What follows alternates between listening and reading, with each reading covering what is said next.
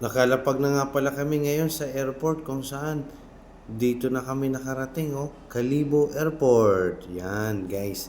Kaya naman, ano ba, pagmasdan na natin. Ito pala yung Kalibo Airport. Ang liit lang pala, no? So, ito na nga yung ano namin, no? Travel namin, no?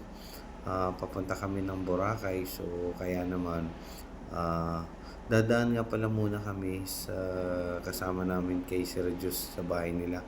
Kasi mga kasama ko, nakabook kasi sila ng ano eh, transportoris eh. Kaya mauna sila sa amin. Eh, kaya naman kami kasi, ang DIY lang kami. Kasi gusto namin masubukan kung magkano talaga ang price ng ano, pamasahe nila to Kalibo to Katiklan Port. So kaya naman, ayan. Dito nga pala yung Mascara Festival. Kaya napansin ko kasi sa airport, merong maskara. Kaya nagtanong ako sa mga kasama ko, ba't merong ganyang costume? Sabi niya, dito yung maskara festival. Ay talaga, sabi ko, oh, makapasyal na sa sunod. Charot lang, joke lang. Kaya naman, eto na, palabas na kami ng airport. Hanap ko yung tricycle. Ayan na, si tatay. Ang problema, dilagpasan kami ni tatay. Tay, wait, kami yung sasakay. Si tatay talaga, oh. Kaya naman, so, kaya tinanong na namin kung magkano ang presyo ng ano, tricycle. 25H lang, papunta sa bahay nung kasama namin na engineer. So, possible kung pupunta din siguro sa mismong terminal, malamang mga ganun lang, 25 pesos to 30 pesos sa terminal. So, City Mall daw yung pinaka-terminal ng mga ban. Pero so mamaya malalaman natin mamaya pag tayo na ipapunta na ng ano Katiklan Airport. Kaya naman ayan na, papunta na kami sa bahay nung kasama naming engineer kasi doon daw kami magla-lunch. So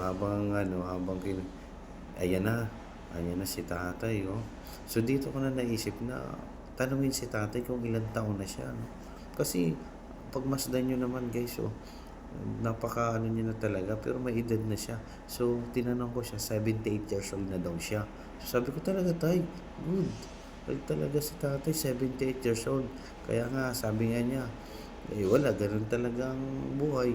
Kaya naman kinumusta ko siya kung kumusta ang ano, pamamasada. Ayun, mataas ang gas, medyo konti ang paserol.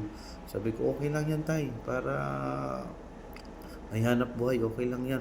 Kaya nga sabi ko, tayo, ang lakas mo, no? Sabi niya, ganun talaga, may trabaho eh, kailangan natin.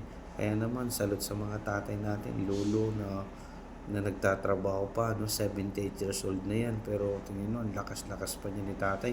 Nagta-tricycle pa siya, no? So, sana tayo, ingat lagi. Good health lang tayo. Kaya natin yan, kahit mataas ang gas. Kaya naman, ayan na, malapit na kami sa aming ano, papupuntahan. Ito na nga pala yung bahay ni Sir Jus. Apartment lang pala to. Kaya naman, ito na, dito na muna kami maglalans para papunta.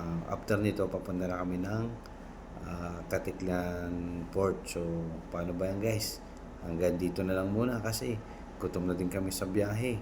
Ang mahal ng pagkain sa airport, alam niyo naman yun, guys. Kaya ito na, bye-bye, thank you.